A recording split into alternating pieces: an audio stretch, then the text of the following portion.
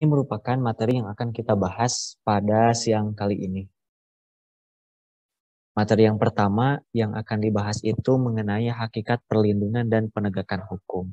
Ini merupakan salah satu bagian ya dari pembahasan hukum di materi kelas 12. Hanya sebagian kecil.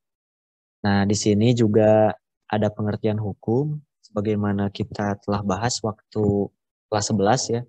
Pengertian hukum yang diambil itu menurut handout, di sini ada menurut Aristoteles dan Van Apeldoorn. Nah, di sini menurut Aristoteles dan Van Apeldoorn ini hampir sama ya, namun ada sedikit perbedaan-perbedaan.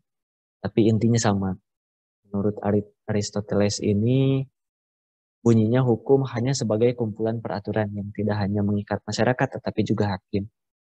Nah, yang berarti bahwa hukum itu dibuat ya, hukum dibuat bukan hanya untuk mengikat masyarakat saja, tetapi juga untuk dilaksanakan oleh hakim. Maka si kumpulan peraturannya menurut Aristoteles itu bukan hanya peraturan yang dibuat untuk masyarakat, tetapi juga untuk mengatur perilaku hakim di dalam menegakkan sebuah peraturan. Nah, ini menurut Aristoteles. Kalau Van Apeldoorn ini, hukum merupakan gejala sosial katanya, di mana tidak ada masyarakat yang tidak mengenal hukum. Karena hukum itu gejala sosial, maka katanya tidak ada satu orang pun yang tidak mengenal hukum. Karena hukum itu menjadi sesuatu hal yang memang melekat di dalam diri manusia di kehidupan sosial. Karena hukum itu aspek-aspek yang terlibat katanya ini. Aspek kebudayaan, agama, kesusilaan, adat istiadat, bahkan bisa kebiasaan. Nah, kalau Van Apeldoorn ini lebih luas cakupannya.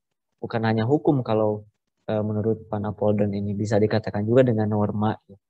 Karena di dalam norma ada norma kebudayaan atau budaya, ya, ada norma agama, kesusilaan, ada istiadat dan kebiasaan. Nah, bisa dikatakan norma atau hukum. Kemudian yang kedua setelah pembahasan ini hanya pengantar saja ya, pengertian hukum sudah dibahas di kelas 11. Nah, kemudian yang kedua itu mengenai tujuan hukum. Nah, di kelas 12 kita akan mengenal mengenai dibuatnya hukum itu untuk apa. Nah, kita lihat ada dua pendapat dari Profesor C.S.T. Kansil dan Profesor Pankan. Itu sebetulnya kalian nanti bisa menafsirkan dari dua pendapat ini dan menjadi pendapat kalian masing-masing. Kalau misalkan ditanya tujuan hukum itu untuk apa. Karena pada hakikatnya yang namanya hukum itu pasti ada tujuan, ada fungsi, ada manfaat. Karena kalau tanpa hukum, otomatis masyarakat itu tidak akan tertib. Karena salah satu dibuatnya hukum itu untuk keadilan dan untuk ketertiban. Nah, jadi seperti itu ya, pada hakikatnya untuk keadilan dan ketertiban. Kalau untuk keadilan berarti itu mengangkat harkat derajat manusia, supaya sama di depan hukum, supaya menjadi orang yang memang tidak dibeda-bedakan. Nah, kalau misalkan untuk tertib itu untuk menertibkan. Nah, jadi dibuatnya hukum itu kadang ada dua karakter ya, dua karakter. Ada yang dibuat untuk keadilan, ada juga yang dibuat untuk ketertiban. Kadang ada dua karakter itu yang muncul di dalam satu peraturan. Misalkan kalau lingkungan terkecil, tata tertib, itu sebetulnya masuk ke dalam peraturan atau untuk menata kehidupan. Itu berarti sikapnya peraturan. Kalau keadilan contohnya seperti hak asasi manusia. Nah, tujuan menurut CST Kansil ini, hukum bertujuan menjamin adanya kepastian hukum dalam masyarakat. Nah, ini tujuannya untuk menjamin kepastian hukum ya. Jadi hukum itu dilaksanakan di masyarakat. Gitu. Hukum itu dilaksanakan di dalam masyarakat. Kepastian hukum. Dan hukum itu harus bersendikan keadilan. Yaitu asas-asas keadilan di dalam masyarakat. Nah, jadi selain dari hukum itu dilaksanakan, dan di dalam pelaksanaannya harus dilaksanakan menggunakan prinsip-prinsip keadilan. Nah, jadi semacam ini. Ini tujuannya hukum. Jadi adanya hukum itu untuk membuat masyarakat tertib, untuk membuat masyarakat memakai hukum, untuk memastikan bahwa masyarakat itu menggunakan hukum sebagai pedoman dalam kehidupan sehari-hari. Juga digunakan si hukum itu menggunakan asas-asas keadilan gitu. Jadi digunakannya tanpa memandang bulu dan lain sebagainya. Prinsip keadilan itu menurut CST Kansil. Yang kedua menurut Profesor Van Kan yang mengemukakan bahwa hukum itu dibuat untuk menjaga kepentingan tiap-tiap manusia. Nah, supaya kepentingan itu tidak dapat diganggu. Karena setiap manusia kan punya kepentingan masing-masing, punya keinginan, punya kebutuhan. Nah, untuk menjaga kepentingan, kebutuhan, keinginan, maka harus dijaga oleh hukum. Supaya setiap orang bisa memperoleh apa yang dia inginkan, apa yang dia perjuangkan, apa yang dia kehendaki. Nah, itu lewat hukum. Maka menurut Pankan, tujuan hukum itu ya untuk itu. Supaya kepentingan-kepentingannya itu tidak terganggu. Nah, sehingga bisa kita simpulkan bahwa yang dinamakan hukum itu dibuat sebagai usaha untuk menjaga tata tertib di dalam kehidupan bermasyarakat. Nah, kalau manusia sudah tertib atau masyarakat sudah tertib, maka akan tercipta sebuah keadilan. Contohnya seperti ini. Ada peraturan lalu lintas. Itu untuk menjaga ketertiban. Nah, ketika semua orang sudah tertib berlalu lintas, maka masyarakat juga akan terwujud sebuah keadilan. Nah, upami tos tertib. Di lalu lintas itu aya pelanggaran, mual aya penilangan gitu. Maka keadilan juga akan terwujud. Terwujudnya hukum yang selalu ditaati. Itulah tujuan dari hukum.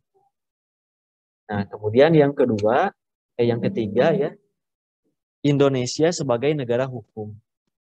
Nah, negara kita merupakan negara hukum. Apa dasar hukumnya? Nah, ya Undang-Undang Dasar NRI tahun 1945.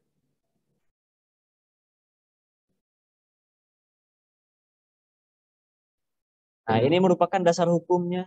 Pasal 1 ayat 3 yang berbunyi, negara Indonesia adalah negara hukum. Otomatis dengan satu pasal ini, maka telah menjelaskan bahwa Indonesia ini adalah negara hukum. Berarti negara yang memakai hukum sebagai kaidah utama. Hukum sebagai pedoman perilaku. Dan hukum sebagai acuan atau penata dalam kehidupan sehari-hari. Nah, itu merupakan pengertian dari negara Indonesia adalah negara hukum. Dipertegas juga katanya dengan pasal 27 ayat 1, segala warga negara bersamaan kedudukannya di dalam hukum dan pemerintahan. Wajib itu dengan tidak atau ada kecualinya. Nah, ini bermaksud atau bertujuan bahwa setiap orang itu kedudukan di depan hukum itu sama, tidak ada yang dibeda-bedakan. Si A dan si B, pejabat atau bukan pejabat ya, sama kedudukannya. Mau siswa atau guru ketika melanggar hukum di dalam hukum nasional ya sama saja pelanggaran, tidak ada pembeda. Dan juga di dalam pemerintahan sama hak politik ya. Nah, seperti itu. Kemudian ciri negara hukum menurut aliran Anglo-Saxon. Nah, untuk mewujudkan negara hukum itu ada ciri, ada 3 ciri katanya ya, 3 ciri. Yang pertama adanya supremasi hukum, yang kedua ada kedudukan sama di depan hukum, yang ketiga ada penegasan dan perlindungan hak-hak manusia melalui konstitusi dan keputusan pengadilan.